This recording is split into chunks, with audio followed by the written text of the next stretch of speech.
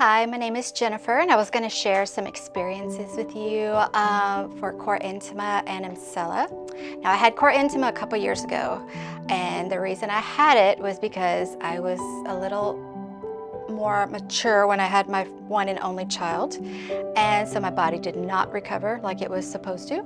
I had an issue with, you walk around, you sneeze, and you've wet your pants. I had Co2re Intima done. Dr. Groisman did it on me.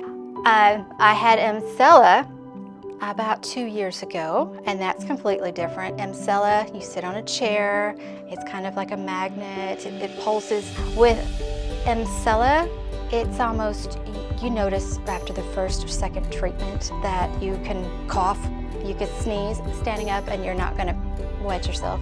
But I've had wonderful experiences. It opened up a lot, with intimacy, but also I'm just more comfortable. I can jump up and down, bend over, squat, and I'm not gonna potty. And I think that right there is the best part.